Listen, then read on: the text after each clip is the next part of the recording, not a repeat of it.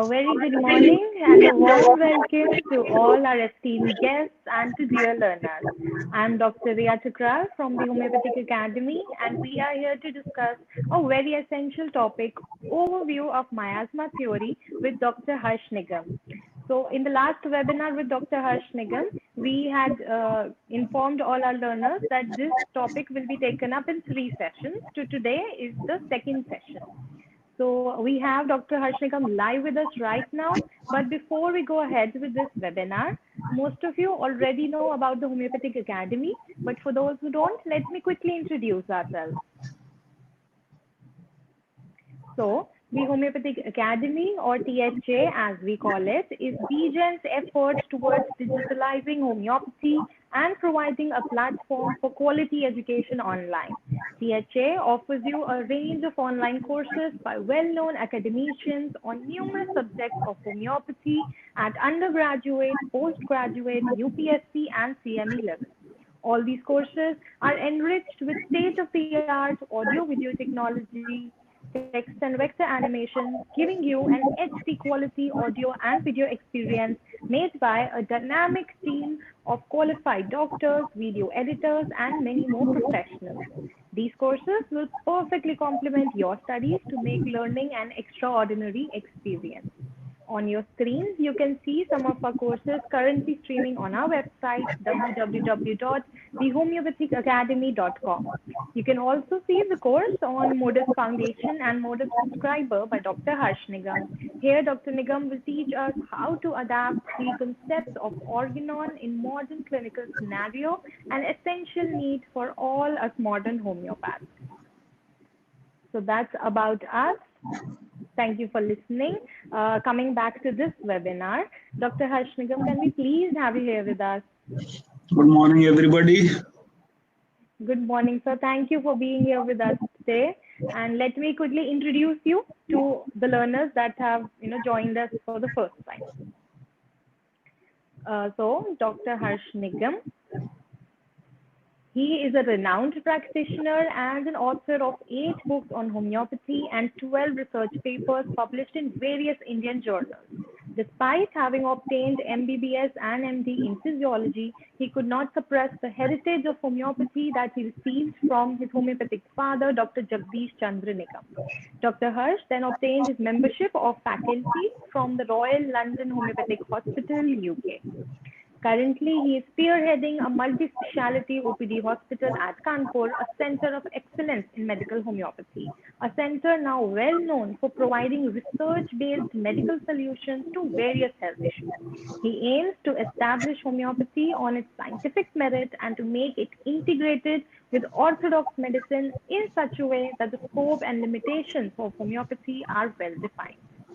His ambition to educate young homeopaths has led him to write 8 books on homeopathy, and 2 of those internationally recognized books are Principles and Practice of Homeopathic Case Management, and the other book is Miasma, A Road Less Traveled, as you can see on your screen.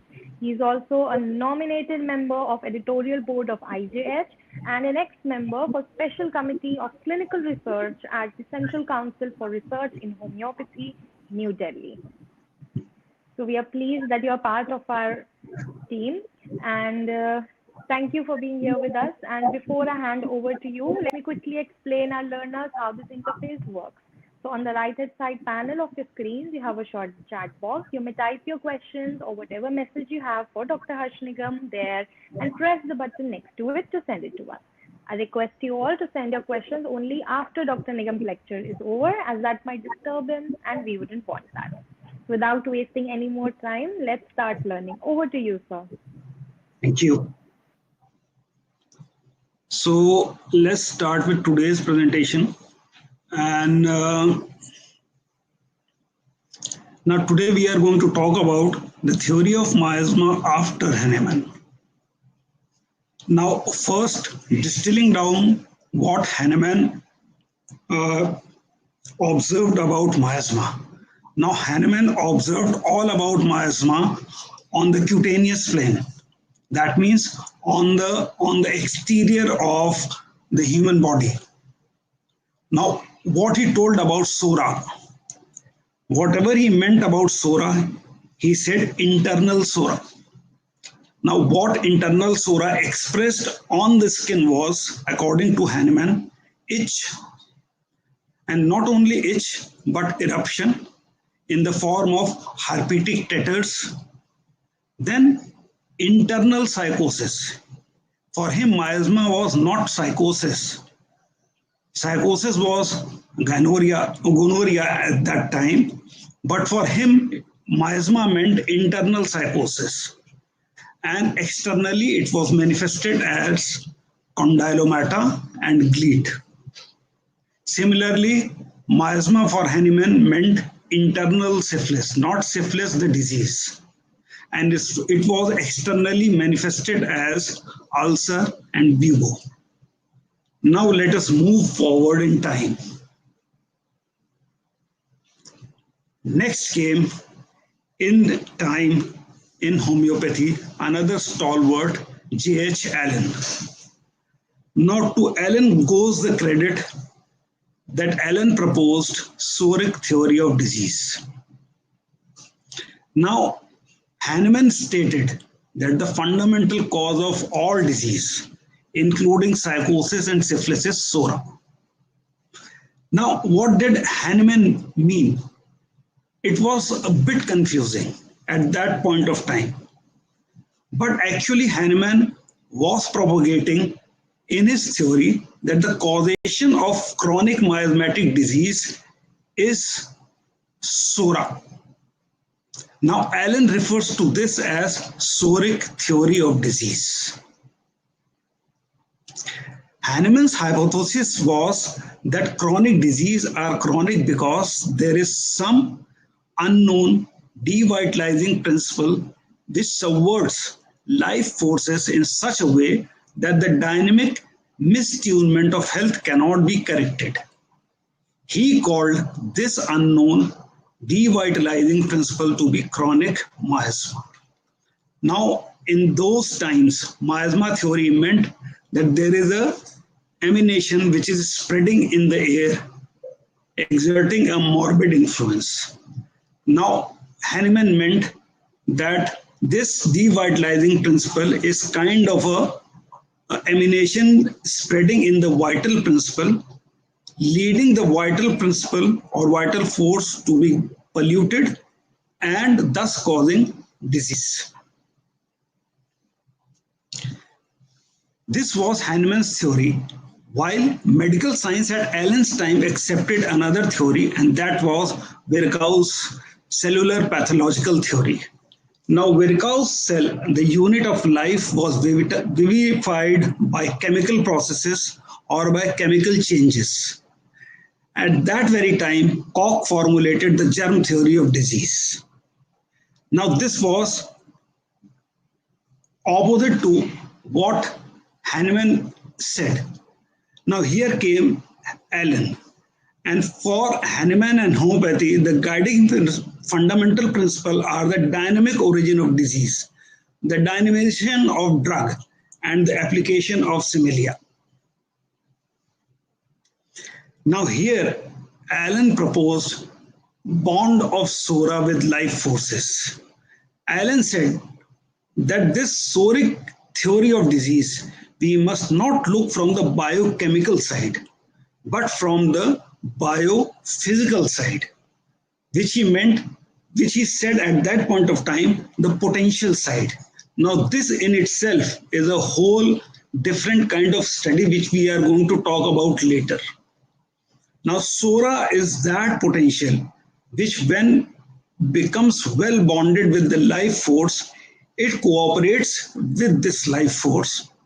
Together, these two, along with other mayas, cause the physiological deflections. Now these physiological deflections, they cause functional disturbances, which means pathophysiology first, followed by structural deflections, and then pathological changes. Now this is what now modern medicine accepts, and this is what Allen's genius proposed way before time. Now, under this influence of perverted life action, Sora, life force is no longer a true dynamis, but it is in bond with another dynamis, Sora, which knows no law and has no life giving qualities in it. In fact, all the dealings of Sora are destructive. It is the same with miasmatic potential. It is an invisible and unseen thing. Potentials are invisible, like electricity, and we know in our body that we have potentials. Yet we see the effects of its presence in the organism long before any changes of tissue take place. We see it first as a rule, first manifest in the mental sphere, then in the physiological or functional, then finally in the pathological. The pathological, of course, coming last. Then finally, Allen proposed potential study of miasmatics. Now, this is something that you must understand, you must study. If you want to really go in depth, if you want to study miasma in depth, we generally see the landmark of one of these chronic miasms stamped upon the organism. We see it in every feature and every physiological process, in the shape and contour of the body, upon the visual expression. Patient walks into your room, you can see the miasma stamped on the face. We see it on the skin. By the response in the very inner being, the mental, the moral, even the spiritual, give us the responses of the presence and influence of the miasma. This study is very important. We are going to talk about the key points of the miasma later on, and I'll tell you how to rapidly understand which miasma is active on the patient. This can only be understood if you understand Allen's miasmatic potential. We see disease to be expression of three basic potentials: the pathophysiological trend. He who has become acquainted with the higher homeopathics of Hahnemann, which comprises not only of disease potentials, but the drug action, can apply the law of similia at a deeper level. Now, Allen also tells us that we must study these miasms. We see they express themselves in their degree of action and in their nature. Now, the degree of action of any miasm is primary, secondary, and tertiary. In their nature, the miasma can be acute, they can be chronic, and they can be latent. Allen also proposed pseudo-Sora for the first time. Allen observed a new miasma in his time, which he named pseudo-Sora, which later came to be known as tubercular miasma. Then in time came James Taylor Kent. Now, Kent has been accused of taking miasma to a metaphysical level, which is partly true, but it should not be an accusation. James Taylor Kent introduced metaphysical ideas into miasma theory, which stem from his Swedenborgian background. He was an avid Swedenborgian. Like Hahnemann, he attributed the cause of all disease to Sora. According to Kent, however, it is never possible for Sora to manifest itself in a healthy race. A weakness must be there first. He considered this weakness to be the original sin, a legacy passed from generation to generation. The syphilitic and psychotic mayas can be contracted through sexual contact, not so Sora. Kent interprets Sora as a product of impure thought and human materialism, which is itself the precursor of physical degeneration. You have to have an impure thought first, then you would have a will, and then when you have an impure will, then you would go to a brothel. When you go to a brothel, then only you will contact syphilis or gonorrhea. Kent correlates the disease of humankind to their aspiration which he interprets as the mirror of their innermost part. This being the metaphysical aspect of Kent to the miasma theory.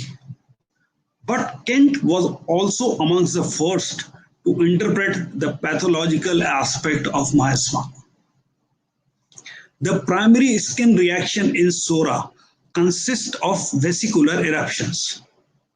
The concept of all-pervading miasm suggested to Kent that it is physically seated in the circulatory vasculature. Now see, Kent's observation is telling us that physically psoric miasma is seated in circulatory vasculature, which is very true. Which means if you correlate this to current pathology, that immune system is situated in circulatory vasculature. So his observation is right. Then he also observed the mucocutaneous manifestation associated with syphilis are firstly the chancre and secondly the bugo.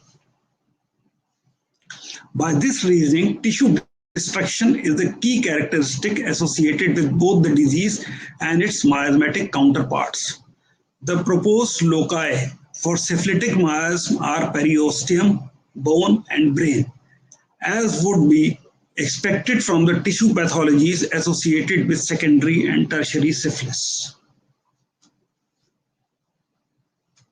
Kent observed an affinity of the psychotic miasma to the soft tissues and those stemming from mesoderm.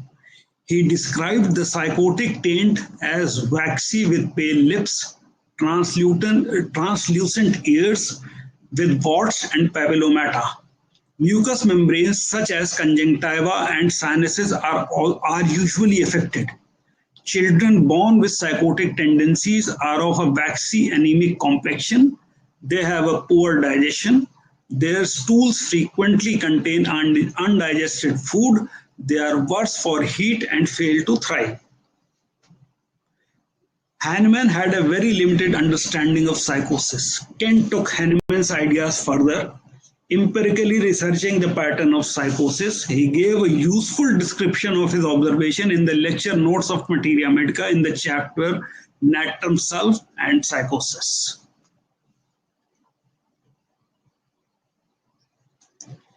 Following Kent's argument to its logical conclusion, many conditions can be conceptually linked to one of the miasm in terms of their tissue involvement and pathology.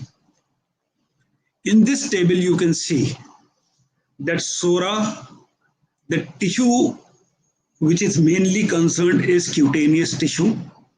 The pathology is inflammation and the result is desquamation.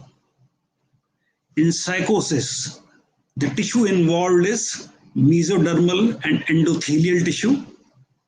The pathology is proliferation and the result is fungation. In syphilis, the tissue that is involved is submucosal and periosteal, and the pathology is destruction, and the result is induration and caseation, ulcer formation. So James Taylor Kent not only infused metaphysical idea, but also studied miasma at the level of pathology. Then we turn towards H.A. Roberts. Now Roberts linked the miasmatic stigmata with disturbed assimilation. Whereas psora has difficulty in assimilating constructive elements, the psychotic patient tend to assimilate to the point of overgrowth. He considered psora to be a deficiency disease. Functional disturbance manifests themselves due to lack of vital elements in the system or the inability to assimilate them from food. There are no structural changes associated with psora. In his definition, these occurs in combination with other miasma. Symptoms are closely related to emotional disturbances. Roberts considered the mental condition as one of the strongest characteristics of latent SORA. These patients are mentally alert, their mind is keen, anxiety state dominate. There is also restlessness, that is physical and mental itch. Roberts expands on the picture of psychosis by painting a mental image. He describes the psychotic patient exceedingly suspicious, not even trusting her or himself. As a result, this person goes back to do or say things over and over again. The psychotic person has a suspicion they will not be fully understood, and others will give the wrong meaning to what she or he conveys. This suspicion can lead to jealousy. The most degenerate feature of the psychotic nature are the suspicion, the tendency to harm others and themselves and animals. Quarrelsomeness and irritability are also displayed in the psychotic pathology. So in psychotic person, you would have suspicion, you would have quarrelsomeness, tendency to harm himself or others, and jealousy. The syphilitic state, according to Roberts, is characterized by structural changes. There are far fewer sensitiveness to environment and food. Overall, there are fewer subjective symptoms. The syphilitic appearance, moist, gluey, greasy hairs with offensive odor, hair falling out in bunches. Syphilis is known to deform everything. Ulcerations are a hallmark of syphilitic stigmata. Now, the view of Roberts can be tabulated in such a form. SORA, the keyword is deficiency. Characteristic of metabolism is under assimilation and outward loss.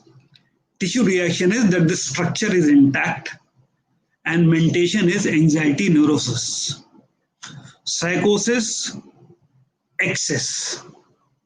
Characteristic of metabolism is over assimilation and retentiveness. Tissue reaction is overgrowth. Mentation is obsessive state. Syphilis, disorganized. Characteristic of metabolism is self-assimilation, inner and outer disruption. Tissue reaction is deformity, and mentation is psychosis. Now, this is psychological psychosis and not miasmatic psychosis. Then, coming to T.P. Pastureau. Pastureau was the first man to define SORA as a morbid derangement of the whole body imprinted on genome, a particular reactional mode against pathogenic agent. Soric defense reaction, supernormal or hypergic response limited to functional state with no structural or gross pathology. He identifies the neurovegetative as the mediator of soric response, and he concludes that there is no difference between SORA and allergy. So this is a giant leap that homeopathy took under Pastureau, wherein SORA was defined as allergy. SORA as defect, psychosis as excess, and syphilis as perversions were the keywords given by Pastureau. His understudy, Iziaga and Ortega, related the miasm to disturbance of the most important vital function. SORA is the state of hyperexcitation of vital functions, a dynamic lack of balance of vital force. It is associated with functional, not lesional disturbances. He sees psychosis as perverted functional activity leading to hypertrophy of ego and tissues, perversion of feeling, especially those related to love. Thus, the psychotic taint is associated with sexual perversion, obsession, reservation, suspicion, aggressiveness, and jealousy. So, according to Iriaga and Ortega, SORA is excitation, psychosis is dysfunction, syphilis is inhibition. Then in 1984, O.A. Julian and Haffen gave a view of miasma based on modern concepts of genetics, biochemistry, molecular biology, toxicology, immunology, and ecology. According to them, SORA is dysimmunosis, psychosis is dysmorphogenosis, syphilis is dysmetabolosis. These words have certain meaning. Now, dysimmunosis is altered immunologic response. Dysmorphogenesis is based in damaged and mutated DNA. Dysmetabolosis is based in damaged and mutated DNA. Now, dysimmunosis is aggression of mineral, chemical, vegetable, and animal origin. SORA has multiple manifestations, including metastasis and morbid alternate state.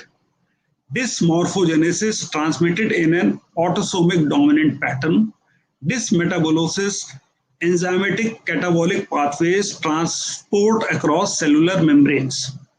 Now, this is something which is very hard to understand, and in due course of time, this was lost, and homeopathy in general forgot about it.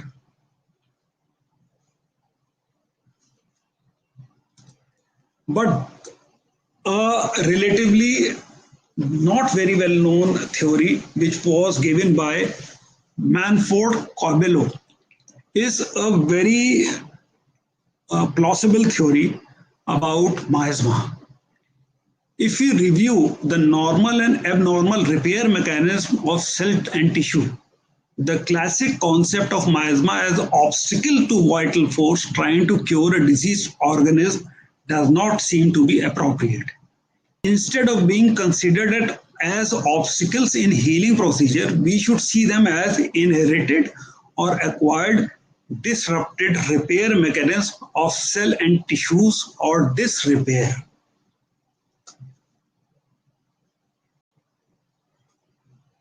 Linking these types of disrepair with knowledge of the homeopathic concept of reactional modes giving the following result.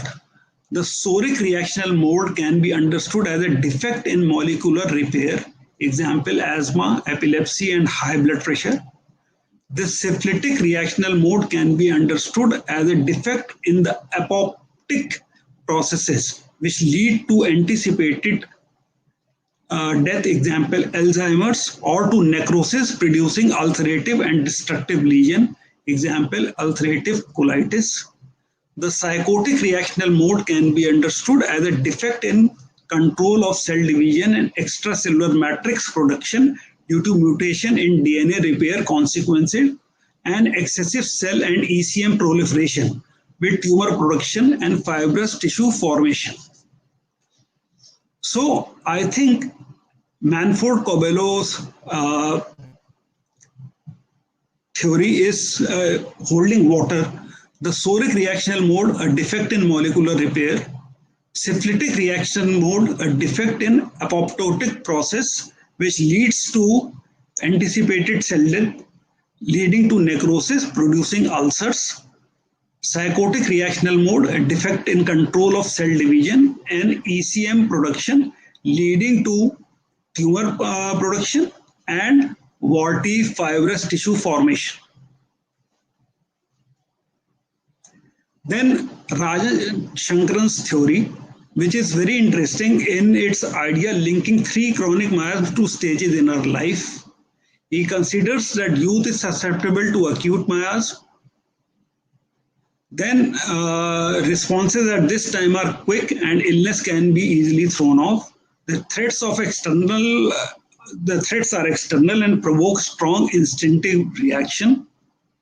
Early adulthood is SORA. Middle age is psychosis. And old age is syphilis, the decay. This is an interesting idea, and I think this also holds water if you look into a age related pattern.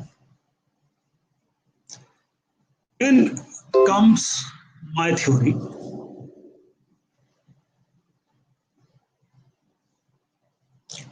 Now this I have been working on since 1998, linking the whole immune system to miasma. Now I recognize miasma as a dynamic alteration of dynamic vital force. And I recognize that stamp of miasma is visible at every level of the human organism, including the mind, including autonomic nervous system, hormonal and autoregulatory mechanism, including reproductive, repair, anabolic process, including catabolic and apoptotic processes, and even the human form. Since Hahnemann's time, pathophysiology has moved on. Now, one thing is clear that in the genesis of disease, immunity is the common denominator. It is clear now that chronic diseases as well as acute diseases ruin health via immunity. This has been established by psychoneuroimmunology and pathoimmunobiology. We can explore miasma theory on the basis of immunity, and I have tried to do so. Now, immunity and homeopathy. Altered immunity, a state of hypersensitivity, which is now known as hypersensitivity reaction, which lead to immunodamage, which lead to chronic disease. Then another state, immunodeficiency states, which lead to external pathogens attacking our body and causing direct cellular damage, which again lead to chronic disease. Please take note that Soric reactional mode is an oscillatory reactional mode because it oscillates between hypersensitivity reactional immune states and hypoimmunoreactional state. By this logic, hypersensitivity immune reactions are fundamentally Soric reactional mode, which means that Sora is the fundamental cause of all disease, as Hahnemann has stated, wherein there is a bond of Sora with the vital forces, which means the state of health is served so that the immune system becomes altered from its normal to abnormal. Now, immunodamage caused by hypersensitivity leads to a spectrum of disorders. And there are 5 types of basic hypersensitivity reactions. Now I draw similarity of 5 miasma to 5 basic hypersensitivity reactions in the table below. Now type 1 hypersensitivity disorder, which is IgE mediated hypersensitivity, which is anaphylaxis, which is typified by itch. There's itch and there is a wheel and flare reaction, which is Soric reaction. Type 2, complement mediated hypersensitivity, cytotoxic reaction. This is syphilitic, wherein there is cell destruction. Type 3, IgM, IgG mediated hypersensitivity, Arthus reaction, thrombus formation. This is psychotic. You see there is excessive clot formation. Then type 4, T cell mediated hypersensitivity, CMI delayed hypersensitivity, granuloma formation. This is miasmatically tubercular or pseudosora. Then type 5, antigen antibody mediated hypersensitivity. The stimulatory type, cancer, cancer miasma or stimulate. This is cancer miasma. So as there are 5 hypersensitivity tissue damages, there are 5 miasma, 5 basic miasma. That's the theory that I have worked upon. In the next webinar, we are going to talk about the immunity and in detail about immunity and miasma. And if you wish, in the last, we can take another webinar on potential aspect of miasma as detailed by Allen. And then your theory of miasma and your understanding of miasma would be complete, both from the pathological side and from the potential side. And then you would understand, and I would teach you the keywords, how to understand miasma by the look of it, and would give you certain clinical examples of it. Dr. Ria? Yes, sir. I think I've completed my presentation today. If there are any, thank you so much, sir. Yes, sir. Thank you so much. That was really very enlightening. We learned a lot today, and we really love the theory how you have correlated hypersensitivity reactions to miasms. A very new approach.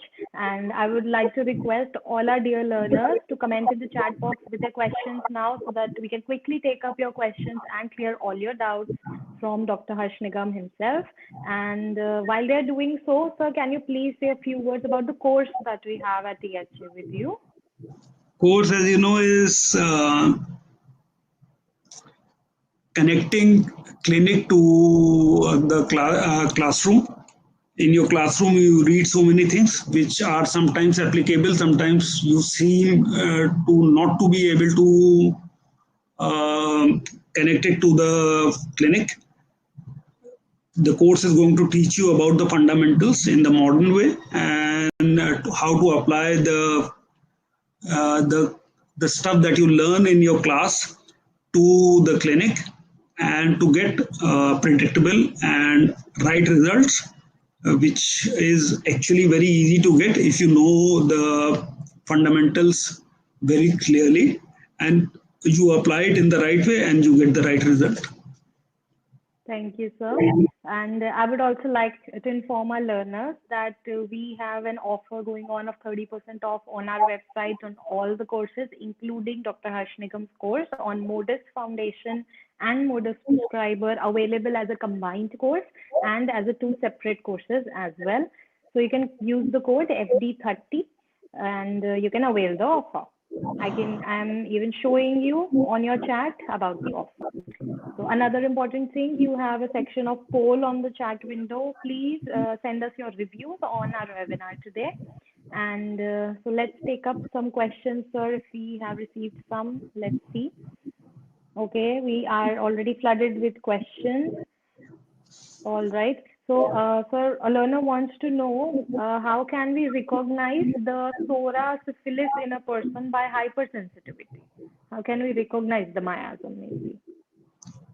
By hypersensitivity, how you can recognize SORA? Very simple. It's very simple. It's written on the face. The psoric person's face would have tetters, eruptions.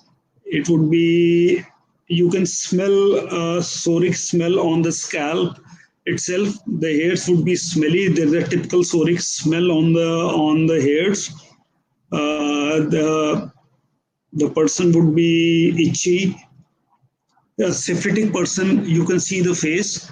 The teeth would be um, not in line. They would be crooked. The by hypersensitivity damage, if you would like to know, then it would be ulcerative pathology. The pathology would be ulcerative in syphilitic, while the pathology in psoriatic person would be it would be autoimmune diseases would be common in psoriatic person, while ulcerative damage would be common in syphilitic person. So if you want to understand it through hypersensitivity, this would be the way you understand it. Thank you, sir. A learner wants to know, can you please explain what is miasmatic prescribing? Oh, very good. The miasmatic prescribing deals with, you first recognize that what is the miasma which is active. And when you repertorize the case, you take, suppose you have taken a full repertory and taken a full history, then while you are repertorizing, you only take those symptoms which are relevant to the miasma and not to the whole. You don't take the whole symptoms or whole symptomology, but only the miasmatic symptomology, the miasma which is active, and you forget about other symptoms. And that is taking the topmost layer of that case. And suppose somebody comes to you and you've taken the whole case, and the presenting problem of the case is mouth ulcers and salivation and stitching pain in the throat. And this is the presenting complaint. Now you know by your knowledge of miasmatics that syphilitic miasma is topmost, which is causing the problem. Now there may be hundreds of other symptoms which are important, but you take these symptoms as the most important symptoms and you repertorize the case and you give the medicine. Now suppose this person is also chilly. Then you take the general symptoms also, and then you prescribe. So there might be a chance that lycopodium is a constitutional medicine in such a case, but you don't give lycopodium because Merxol is also coming. You give Merxol because Merxol in this case is more suitable.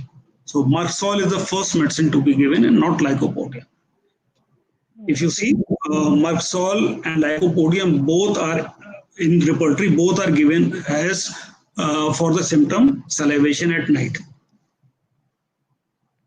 So now if you are thinking miasmatically, so miasmatically you know that syphilitic miasma is active in this case, and you give Merxol and not lycopodium. So this is miasmatic prescribing. Thank you so much, sir. A learner wants to know which theory that we discussed today, which theory was more accurate or is more accurate, since at that time when these theories were made, the atmosphere and lifestyle were so different from what we have today. All theories are partly correct. You know, if you see, when I was explaining about vital force, I was telling you that vital force is seen from all the angles. All angles are different angles. Like it can be seen from the angle of immunity. It can be seen from the angle of anabolism. It can be seen from the angle of catabolism. It can be seen from the angle of human form. So all theories are partly correct. No theory, because miasma can be viewed from, it can be viewed from all the places. It can be, the stamp of miasma can be seen on the face, it can be seen on the emotional aspect, it can be seen on the pathology, it can be seen at every place. So there is no one theory which would be you can say that this is right and this is wrong. All theories are correct. The idea is to know every bit of theory and then apply your brain into it. The most plausible theory, I mean, the most justifiable thing would be that immunity is the cause of disease. So once you understand how immunity works, then you would also understand that by immunity you can justify miasma. The idea is to how to justify a miasmatic theory, because miasmatic theory seems to be very abstract, and you need to justify miasmatic theory according to the science of the day. And with immunity, you can justify miasmatic theory to the boot. You can also justify the theory of elimination. You can also justify the theory of suppression. You can also justify Herring's law. You can also justify that what immune system is trying to do, as miasmatic theory explains us. So immunity explains everything what Hahnemann was trying to tell you in the name of miasma.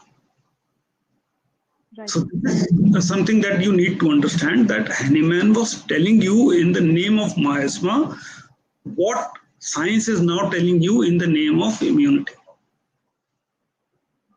It's one and the same thing. Yes. Thank you, sir. Another learner wants to know, is constitutional prescribing and miasmatic prescribing the same thing?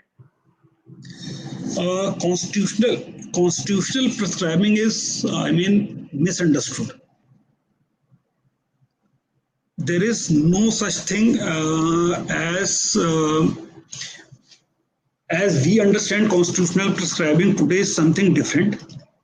What Kent said, if you are meaning by constitutional prescribing what Kentian prescribing is understood, then Kentian prescribing is very simple.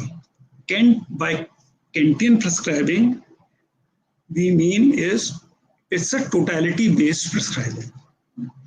When you say totality-based prescribing, it means that totality is based upon taking everything into account, the whole mental general, physical general, and striking singular uncommon peculiar symptoms. So this is so-called constitutional prescribing. The real constitutional prescribing, which was coined, the word constitutional prescribing, which was coined, it was coined by Woodwards. And this meant that only physical generals are to be taken into account.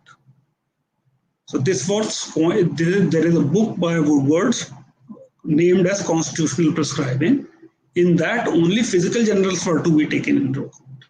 So actually, constitutional prescribing meant that. But what has come to be known as constitutional prescribing today is called as totality-based prescribing.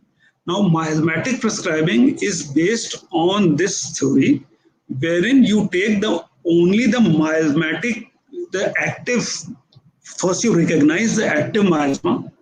When you recognize the active miasma, you take the symptoms of the active miasma on all the levels, on the physical, on the mental, on the general, and then you repertorize it.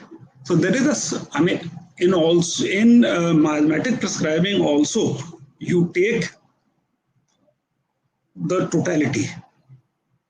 In classical, in totality-based so-called constitutional prescribing also, you take the totality. The idea is to take the totality and then prescribe. If you can't take totality, then it's a different thing. But it's always good to take totality and then prescribe. Yes, sir. Thank you, sir. A learner wants to know what makes miasm so difficult and messy for the budding homeopath. Why is it so difficult? It's difficult because you need experience and clinical experience to sit with somebody who knows miasma and who can show you the miasma on patients.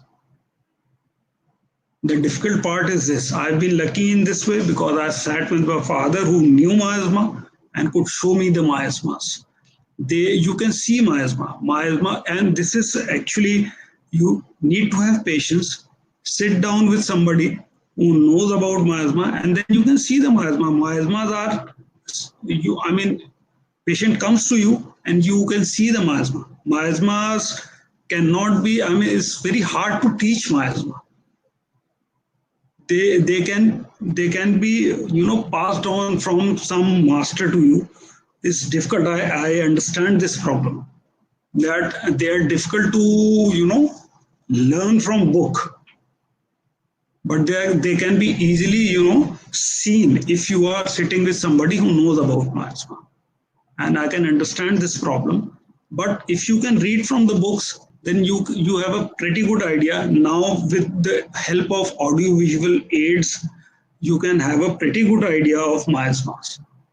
And this is my, I hope by the end of my practice, I would have pretty good audio-visual kind of things for students, so that you don't need somebody to sit. You can always have your computer and you have, live audio, miasmatic presentation to you, so that you can understand this is miasmatic case, and this is the patient with active miasma. And in fact, I'll be telling you in the next session, I'll be showing you certain keys to understanding miasma. That would be great. So thank you so much. Waiting for more questions. We can take up one or two more questions if we have more. So quickly send your questions for Dr. Harshnigam.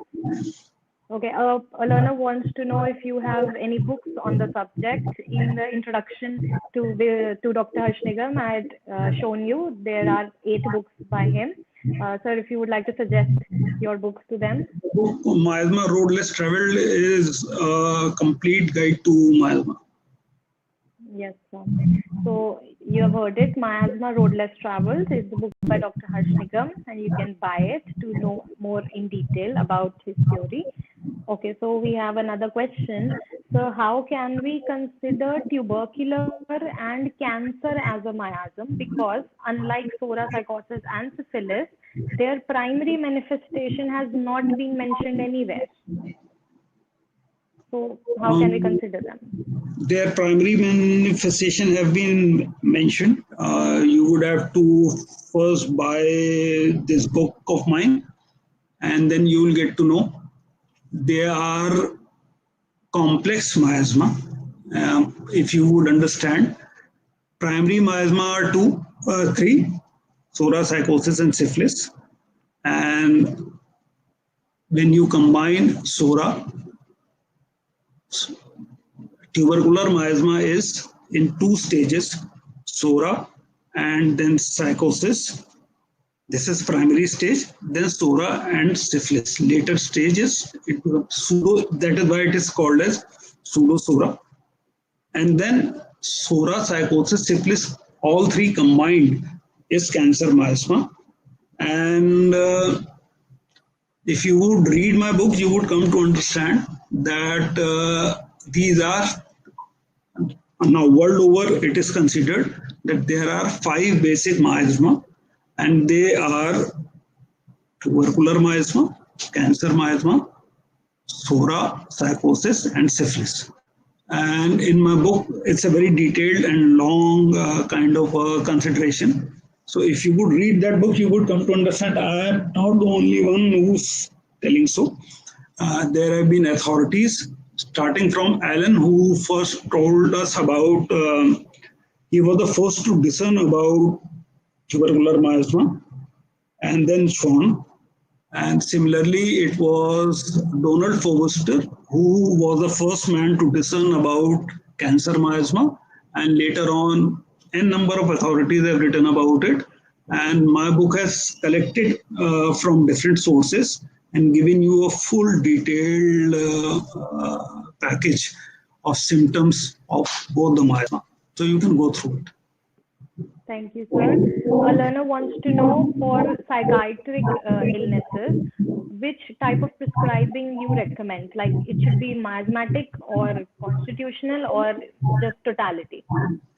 I would guess the totality of symptoms would be the best approach. Herein, I would also tell you that my experience is that homeopathy works best for neurotic phenomena. When it comes down to psychotic phenomena, I have seen that homeopathy does not give you a very satisfying result. Till neurotic phenomena, homeopathy, I would say, the best way of treating people, and totality based treatment is a constitutional treatment is the best treatment that I would recommend.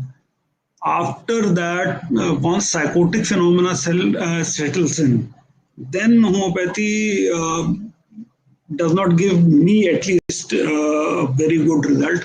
And I try then to pacify the patient with miasmatic or other approaches. But for neurotic phenomena, I would say constitutional medicine is the best medicine.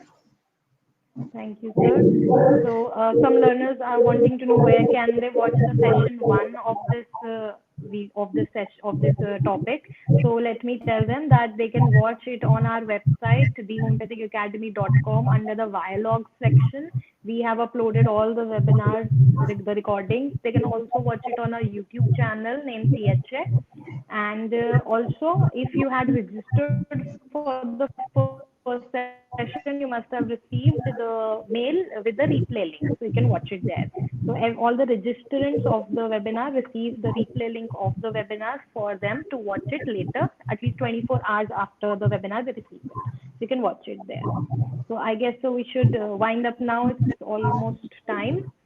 So quickly, I would like to thank you, Dr. Nigam, for such informative and enriching experience. Very warm gratitude on behalf of THA and on behalf of VGen. And sorry to those if I couldn't take up your questions. We were running out of time. Also, to inform our learners, we have an upcoming free webinar by Dr.